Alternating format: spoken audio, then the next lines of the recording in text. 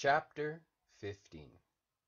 Madame Lavon was often kept awake at night by shooting pains in her legs, and because she was awake, she insisted that the whole household stay awake with her. Further, she insisted that they listen again to the story of how she had dressed for the theater that night, how she had walked into the building, walked on her own two legs, entirely and absolutely innocent of the fate that awaited her inside.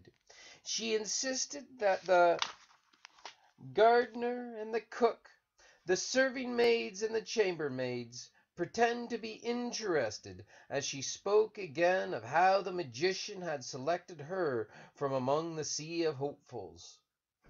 Who, then, will come before me and receive my magic? Those were his exact words, said Madame Lavon.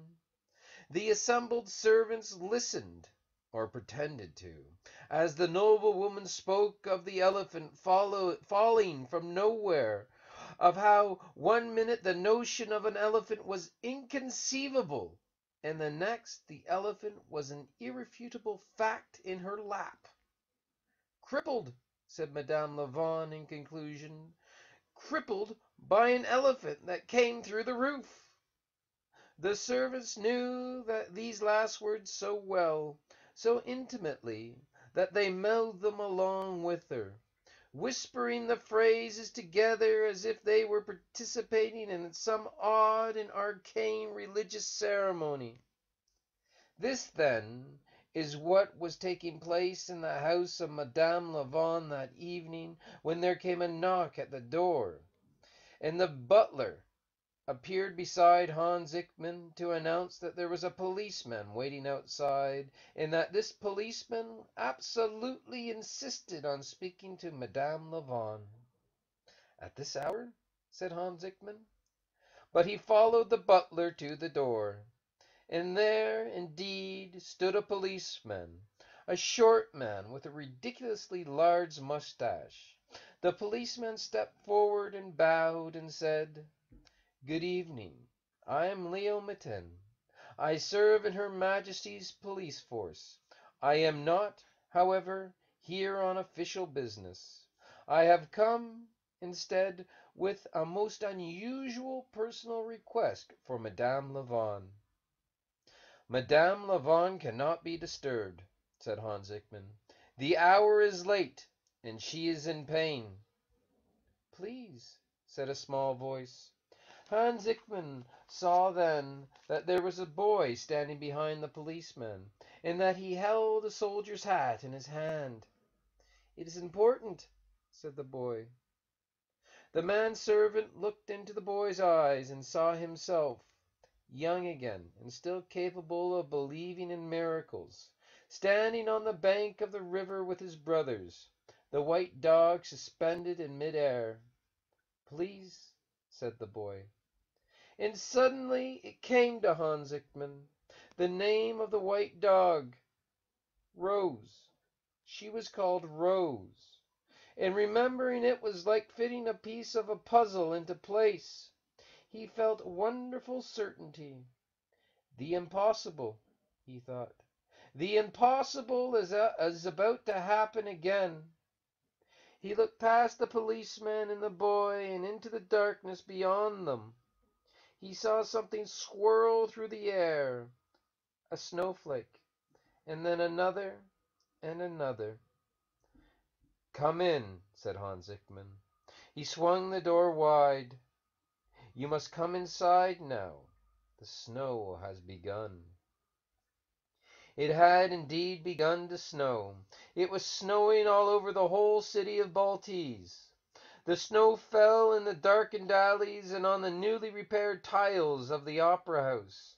It settled atop the turrets of the prison and on the roof of the apartments Polonaise.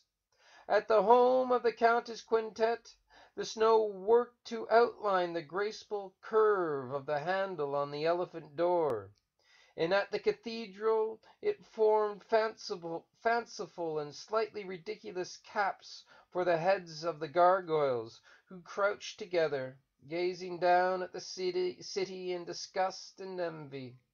The snow danced around the circles of light that pulsed from the lamps lining the wide boulevards of the city of Baltese.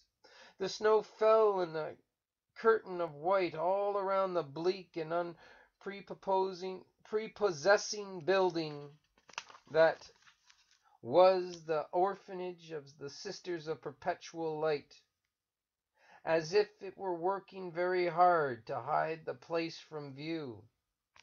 The snow at last fell, and as it snowed, Bartok Wynn dreamed. He dreamed of carving. He dreamed of doing the work he knew and loved, coaxing the figures from stone. Only, in his dream, he did not carve gargoyles, but humans. He was a boy wearing a hat. One was a boy wearing a hat, another a man with a mustache, and another a woman sitting, and a man standing at attention behind her. And each time a new person appeared beneath his hand, Bartok Wynn was astonished and deeply moved. "You," he said as he worked, "and you, and you, and you." He smiled, and because it was a dream, the people he had fashioned from stone smiled back at him. As the snow fell, Sister Marie, who sat by the door at the orphanage of the Sisters of Perpetual Light, dreamed too. She dreamed that she was flying over the world, her habit spread out on either side of her like dark wings. She was terribly pleased, because she had always, secretly, deep within her heart, believed that she could fly.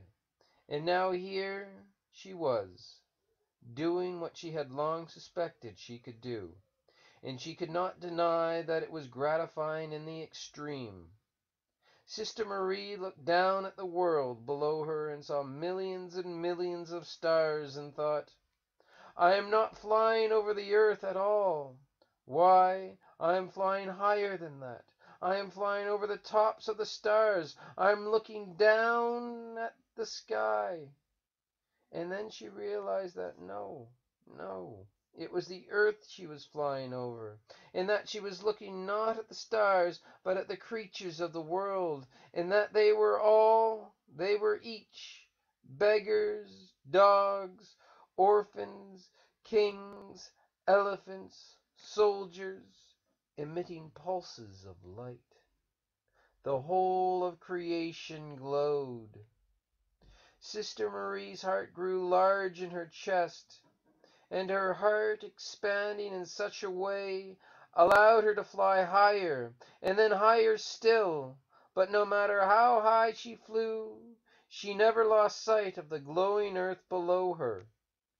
"Oh," said Sister Marie out loud in her sleep, in her chair by the door, "how wonderful!